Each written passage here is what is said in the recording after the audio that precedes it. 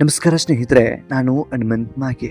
ಇಡೀ ಆಂಧ್ರ ಪ್ರದೇಶ ಮತ್ತು ಕರ್ನಾಟಕದ ಜನರನ್ನ ಕಣ್ಣೀರಿನಲ್ಲಿ ಮುಳುಗಿಸಿರುವಂತಹ 2 ವರ್ಷದ ಚಿನ್ನಾರಿ ಜಾಹ್ನವಿ ಅಲಿಯಾಸ್ ಜ್ಞಾನೇಶ್ವರಿ ನಿಗೂಢ ನಾಪತ್ತೆ ಪ್ರಕರಣ ಅಂತಂದ್ರೆ ಜುಲೈ 24, 2026ಕ್ಕೆ ಸರಿಯಾಗಿ 48 ದಿನಗಳು ಕೂಡ ಕಳೆದು ಹೋಗಿಬಿಟ್ಟಿದಾವೆ. ಅಂದ ಹಾಗೆ ಈ ಹಿಂದೆ ಏನೇನೆಲ್ಲ ಬೆಳವಣಿಗೆಗಳಾಗಿತ್ತು, ಏನೇನೆಲ್ಲ ಆರೋಪಗಳು ಕೂಡ ಕೇಳಿ ಬರ್ತಾ ಇದ್ವು, ಯಾರ್ಯಾರನ್ನೆಲ್ಲ ಬಂಧಿಸಲಾಗಿತ್ತು ಮತ್ತು ಯಾರ್ಯಾರನ್ನೆಲ್ಲ ತನಿಖೆ ಮಾಡಲಾಗಿತ್ತು, ಈ ಪ್ರಕರಣಕ್ಕೆ ಸಂಬಂಧಪಟ್ಟ ಹಾಗೆ ಒಂದಿಷ್ಟು ಮಾಹಿತಿಯನ್ನ ಗಮನಿಸ್ತಾ ಹೋಗಿದ್ವಿ. ಆದ್ರೆ ಈ ಒಂದು ಪ್ರಕರಣಕ್ಕೆ ಕಳೆದ 5 ದಿನದಲ್ಲಿ ಒಂದು ಬಹು ಮುಖ್ಯವಾದಂತ ತಿರುವು ಕೂಡ ಸಿಕ್ಕಿದೆ, ಒಂದು ಕ್ಲಾರಿಟಿ ಕೂಡ ಸಿಗ್ತಾ ಇದೆ ಅಂತ ಹೇಳಿದ್ರು ಕೂಡ ತಪ್ಪಾಗ್ಲಿಕ್ಕಿಲ್ಲ. ಈ ಹಿಂದೆ ನಾವು ಒಂದು ಮಾಹಿತಿಯನ್ನು ಗಮನಿಸಿದ ಹಾಗೆ ಕುಟುಂಬದವರು ನೀಡಿರುವಂತಹ ಮಾಹಿತಿ ಎಲ್ಲವನ್ನು ಕೂಡ ಗಮನಿಸಿದಂತ ಸಂದರ್ಭದಲ್ಲಿ ಯಾರೋ ಒಬ್ಬ ಕಾರ್ ಚಾಲಕ ಆ ಮಗುವನ್ನ ಅಪಹರಿಸ್ಕೊಂಡು ಹೋಗಿರ್ಬೇಕು ಅಂತ ಹೇಳಿ ಒಂದಿಷ್ಟು ಡೌಟ್ಗಳಿದ್ವು. ಈಗ ಆ ಒಂದು ಡೌಟ್ಗೂ ಕೂಡ ಕ್ಲಾರಿಟಿ ಸಿಕ್ಕಿದೆ. ಅಂದ ಹಾಗೆ ಮಗು ಎಲ್ಲಿ ಹೋಗಿರಬಹುದು ಮತ್ತು ಯಾವ ರೀತಿಯಾದಂತ ತನಿಖೆ ನಡೀತಾ ಇದೆ. ಈಗ ಈ ಒಂದು ಪ್ರಕರಣದಲ್ಲಿ ಮಗು ಸಿಕ್ಕಿದೆ ಅಂತ ಹೇಳಿ ಮಾತುಗಳು ಕೂಡ ಕೇಳಿ ಬರ್ತಾ ಇದ್ದಾವೆ. ಆ ಮಾತುಗಳಲ್ಲಿ ಯಾವುದು ಸತ್ಯ, ಯಾವುದು ಸುಳ್ಳು,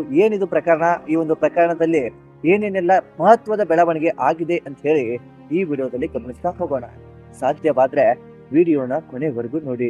ನೀವೇನಾದ್ರೂ ನಮ್ಮ ಚಾನೆಲ್ನ ಸಬ್ಸ್ಕ್ರೈಬ್ ಮಾಡಿಕೊಳ್ಳದೆ ವಿಡಿಯೋವನ್ನ ನೋಡ್ತಾ ಇದ್ರೆ ಈ ಕೂಡಲೇ ಸಬ್ಸ್ಕ್ರೈಬ್ ಮಾಡಿ ಹಾಗೂ ನೋಟಿಫಿಕೇಶನ್ಗಾಗಿ ಬೆಲ್ ಐಕನ್ ಕೂಡ ಕ್ಲಿಕ್ ಮಾಡಿಕೊಳ್ಳಿ. ಮೊದಲು ನಾವು ಈ ಘಟನೆ ನಡೆದ ಹಿನ್ನೆಲೆಯನ್ನ ಈ ಒಂದು ಆರಂಭದಲ್ಲಿ ಒಂದಿಷ್ಟು ಗಮನಿಸ್ತಾ ಹೋಗೋಣ. ಜೂನ್ 6, 2026ರಂದು ಮಗು ಜಾಹ್ನವಿ ಪಾಮ್ ಆಯಿಲ್ ತೋಟದ ಮಧ್ಯದಲ್ಲಿ ಮಿಸ್ಸಿಂಗ್ ಆಗಿದೆ ಅಂತ ಹೇಳಿ ಮಾಹಿತಿ ಕೂಡ ಲಭ್ಯವಾಗಿತ್ತು. ಸಿಸಿಟಿವಿ ಫುಟೇಜ್ಗಳೆಲ್ಲವೂ ಕೂಡ ನೀವು ಗಮನಿಸಿದ್ರಿ. ಇದಕ್ಕೆಲ್ಲದಕ್ಕೂ ಕೂಡ ಸಂಬಂಧಪಟ್ಟ ಹಾಗೆ ತನಿಖೆ ಅಂತದೆಲ್ಲವೂ ಕೂಡ ನಡೀತಾ ಇತ್ತು. ಇನ್ನು ಈ ಒಂದು ಎಲ್ಲವೂ ಕೂಡ ನಡೆದು ಹೋದ ಬಳಿಕವೂ ಕೂಡ ಅಲ್ಲಿ ಒಂದು ಶೋಧನೆ ಕೂಡ ಮಾಡಲಾಯಿತು, ಕಾರ್ಯಾಚರಣೆ ಆಯ್ತು, ಅಥವಾ ಇನ್ನೇನೇನೋ ಬೇರೆ ಬೇರೆ ಏನೆಲ್ಲ ತನಿಖೆ ಮಾಡೋದಕ್ಕೆ ಸಾಧ್ಯನೋ, ಯಾವ ನಿಟ್ಟಿನಲ್ಲಿ ಮಗುವನ್ನ ಪತ್ತೆ ಹಚ್ಚೋದಕ್ಕೆ ಸಹಾಯ ಆಗುತ್ತೆ ಅಂತ ಹೇಳಿ ಐಡಿಯಾಸ್ಗಳು ಅಥವಾ ತನಿಖೆಯನ್ನು ಮಾಡುವಂತದ್ದು ಏನೆಲ್ಲ ಮಾಡೋದಕ್ಕೆ ಆಗುತ್ತೋ ಆ ಎಲ್ಲ ಕೆಲಸವನ್ನು ಕೂಡ ಪೊಲೀಸ್ ಇಲಾಖೆ ಆಗಿರ್ಬೋದು, ಸಂಬಂಧಪಟ್ಟ ಅಧಿಕಾರಿಗಳಾಗಿರ್ಬೋದು, ಎಲ್ಲರೂ ಕೂಡ ಮಾಡ್ತಾ ಇದ್ರು. ಆ ಒಂದು ನಿಟ್ಟಿನಲ್ಲಿ ಏನು ಕೂಡ ಫಲ ಸಿಗಲ್ಲ ಅಂತ ಗೊತ್ತಾದ ಬಳಿಕವೇ ಈ ಒಂದು ಕೇಸ್ನ ತನಿಖೆ ದಿಕ್ಕು ಸಂಪೂರ್ಣವಾಗಿ ಬದಲಾಗ್ತಾ ಹೋಯಿತು.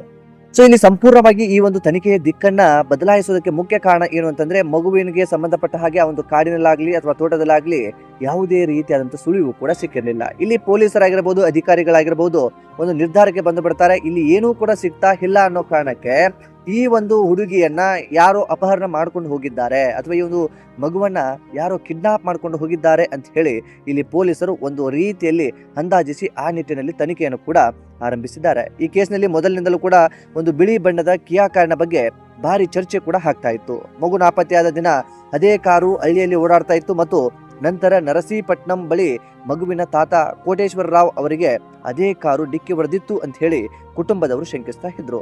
ಇದರಿಂದ ಇದು ಕಿಡ್ನಾಪರ್ಸ್ ಮಾಡಿದ ಅಪಘಾತ ಎಂದೇ ಎಲ್ಲರೂ ಕೂಡ ನಂಬಿದ್ರು. ಆದ್ರೆ ಜುಲೈ 22ರಂದು ಈ ಕತೆಗೆ ಒಂದು ದೊಡ್ಡ ತಿರುವು ಕೂಡ ಸಿಕ್ಕಿದೆ.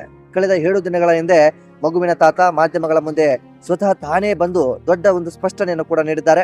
ತಾವು ಅಂದು ಗಾಬರಿ ಮತ್ತು ಆತಂಕದಲ್ಲಿ ಆ ಬಿಳಿ ಕಾರುಗಳ ಬಗ್ಗೆ ಹೇಳಿಕೆಯನ್ನ ನೀಡಿದ್ವಿ. ಆದ್ರೆ ತಮಗೆ ಅಪಘಾತ ಮಾಡಿದ ಕಾರಿಗೂ ಮತ್ತು ಮಗು ನಾಪತ್ತೆಯಾಗಿರುವ ಕೇಸಿಗೂ ಯಾವುದೇ ನೇರ ಸಂಬಂಧವಿಲ್ಲ ಎಂದು ಅವರು ಹೇಳಿಕೊಂಡಿದ್ದಾರೆ. ಕುಟುಂಬದಸ್ಥರ ಈ ಹೊಸ ಹೇಳಿಕೆಯಿಂದ ಪೊಲೀಸರು ಈಗ ಕಾರಿನ ಆಯಾಮವನ್ನ ಕೈ ಬಿಟ್ಟು ಬೇರೆ ದಾರಿಯಲ್ಲಿ ತನಿಖೆಯನ್ನ ಶುರು ಮಾಡಿದ್ದಾರೆ ಅಂತಾನೆ ಹೇಳಬಹುದು.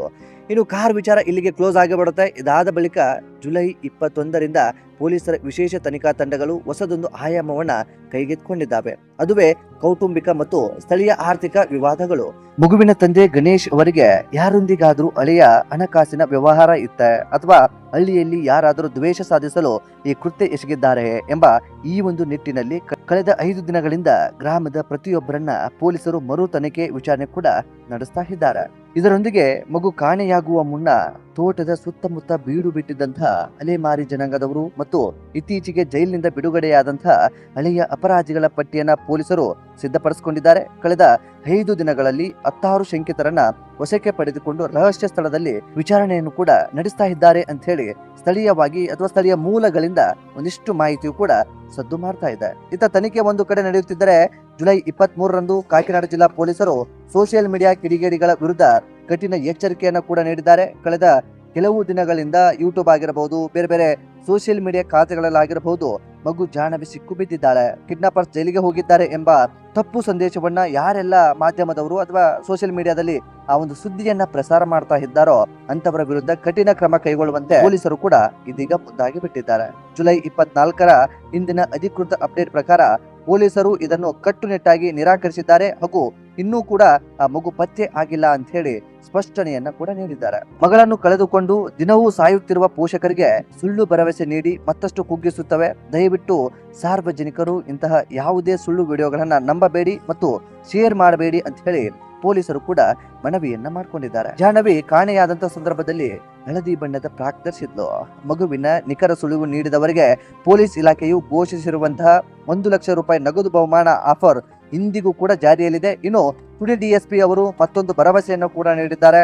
ಯಾರೇ ಮಗುವನ್ನ ತಂದು ಸುರಕ್ಷಿತವಾಗಿ ಒಪ್ಪಿಸಿದಂತಹ ಸಂದರ್ಭದಲ್ಲಿ ಅವರ ವಿರುದ್ಧ ಯಾವುದೇ ರೀತಿಯಾಗಿ ಕೇಸ್ ಕೂಡ ದಾಖಲಿಸೋದಿಲ್ಲ ಮತ್ತು ಅವರ ವಿವರವನ್ನ ಗೌಪ್ಯವಾಗಿ ಇಡ್ತೇವೆ ಅನ್ನುವಂತ ಭರವಸೆಯನ್ನು ಕೂಡ ನೀಡಿದ್ದಾರೆ. ಸ್ನೇಹಿತರೆ, ಇದು ಭರವಸೆ ಆಗಿರಬಹುದು ಅಥವಾ ಇನ್ನೇನೇ ಆಗಿರಬಹುದು, ಎಲ್ಲವೂ ಕೂಡ ತುಂಬಾ ದಿನಗಳಿಂದ ಜಾರಿಯಲ್ಲಿ ಇದ್ರೂ ಕೂಡ ಮಗು ನಾಪತ್ತೆಯಾಗಿ 50 ದಿನಗಳು ಕಳೆಯುವುದಕ್ಕೆ ಬಂದರೂ ಕೂಡ ಈ ಒಂದು ಪ್ರಕರಣಕ್ಕೆ ಒಂದು ಅಂತಿಮ ಘಟ್ಟವೂ ಕೂಡ ಬಂದು ತಲುಪಿಲ್ಲ. ನಿಜಕ್ಕೂ ಏನಾಗಿರಬಹುದು ಆ ಒಂದು ಮಗು?